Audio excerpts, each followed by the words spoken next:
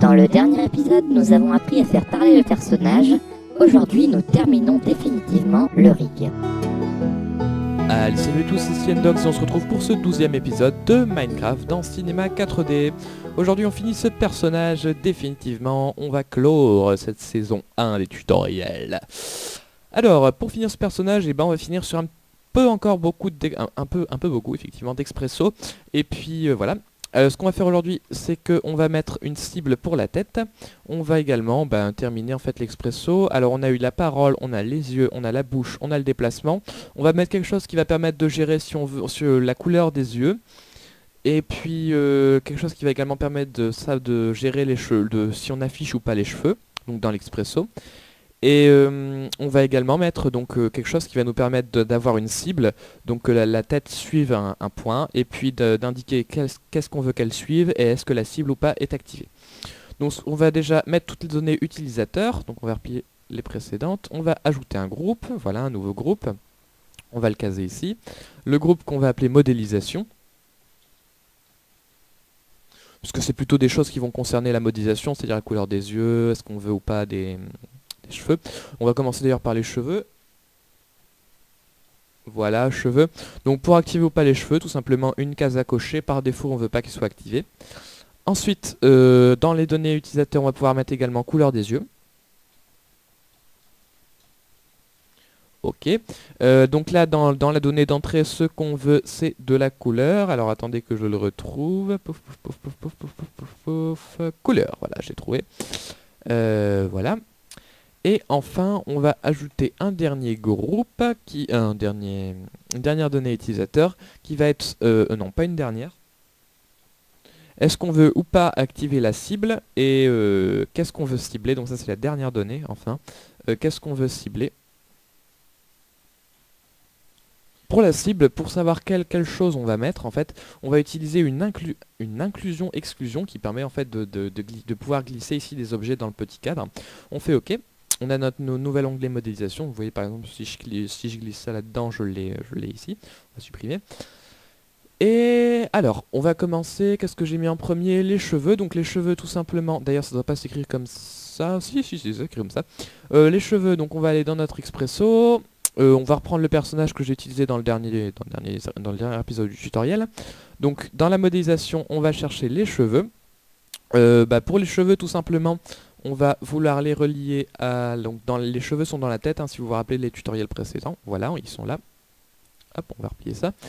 Et ce qu'on veut par contre, c'est que quand ça soit décoché, on ne veut pas que les cheveux soient activés. Or, si je le relie comme il est actuellement dans la visibilité, donc la visibilité vue et également la visibilité au rendu, pour qu'on le cache également dans la vue active ici. Si je le relie directement comme ça, normalement, il va être, quand on va cliquer pour l'activer, ils vont être désactivés. En fait, ça va faire l'inverse. Donc ce qu'on va utiliser, c'est une porte note qui va permettre en fait d'inverser tout simplement notre petit curseur. Alors la porte note, elle est ici dans Expresso booléen. On va utiliser la porte note. On rentre les cheveux. À la sortie, on le met dans la visibilité. Voilà. Et voilà. Donc maintenant, notre personnage... quand on clique, on a les cheveux qui s'activent, et quand on le déclique, on a les cheveux qui se désactivent. Voilà, voilà. Pas très compliqué.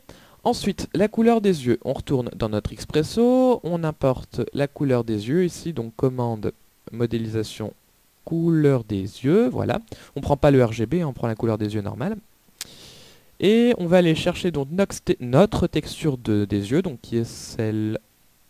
Bonne question. Quelle est la texture? Ce qu'on va faire là, vous voyez, j'ai deux textures. Je sais pas laquelle c'est. Donc il y en a forcément une qui doit être inutilisée. Donc ce que je vais faire, c'est que je vais faire fonction ici et supprimer les matériaux inutilisés. Et donc en fait, je me rends compte que c'est celle-là qui régit les yeux. Voilà, tout simplement. Donc je vais l'importer ici. Voilà.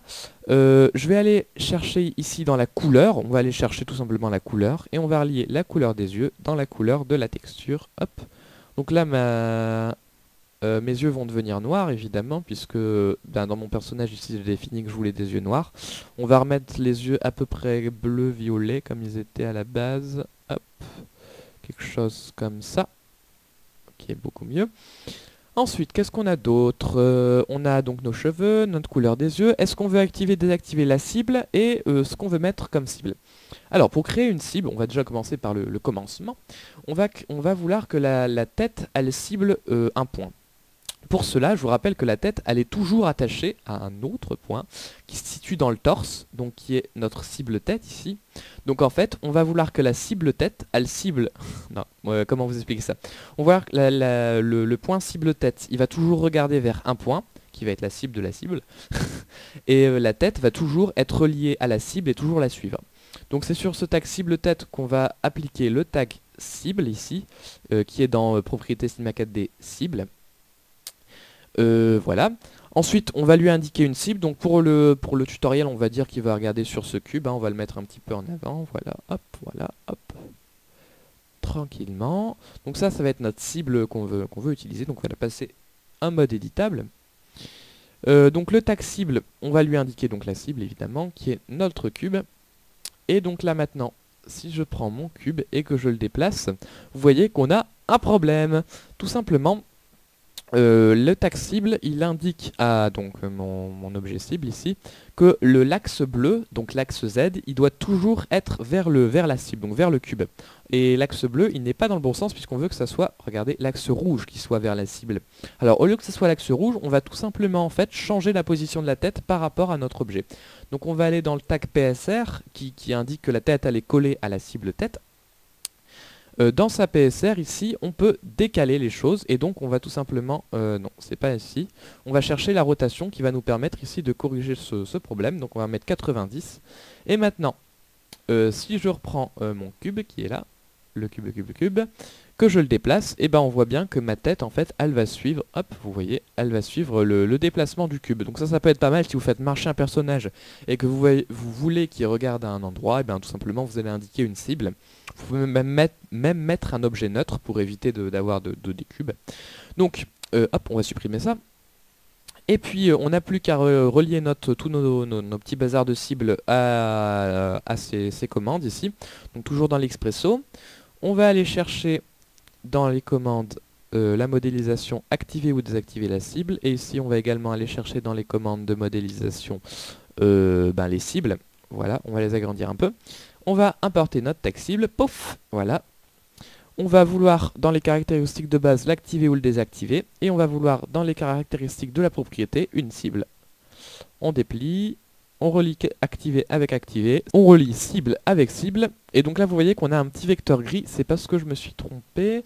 Dans les données utilisateurs, petite correction donc, dans les données utilisateurs ici de la modélisation, dans la cible, ce n'est pas une inclusion-exclusion qu'on va utiliser. Hop, je vais corriger ça tout de suite. Hop, voilà, on va remettre ma donnée, on va remettre cible. Voilà. Et puis, ce n'est donc pas une inclusion-exclusion qu'on va utiliser, c'est un lien, en fait, tout simplement pour indiquer juste un objet, parce que dans les inclusions-exclusions, on peut indiquer plusieurs objets, tandis que là, on veut un seul objet. Et voilà, maintenant qu'on a modifié ça, on va pouvoir relier notre cible à notre cible, voilà. Et le tour est joué. Voilà. Donc on peut activer, désactiver les cheveux, changer la couleur des yeux, activer, désactiver que la tête suive un objet, et puis également définir l'objet, ce qui peut être plutôt intéressant. Vous voyez, hop, il me suffit de cliquer et de glisser l'objet ici. Et ma tête devrait suivre mon cube si je l'active. Hop. Voilà, vous voyez bien que ma tête suit mon cube. Voilà, on a fini pour ce personnage Minecraft, pour cette première saison de Minecraft dans Cinema 4D. On aura appris à créer le personnage en lui-même, à mettre les textures, mettre les articulations, les cinématiques inverses, faire les rigs, les animer, mettre les expressos, faire des cibles et beaucoup d'expressos encore, faire la parole, voilà. On pourra maintenant faire marcher un personnage.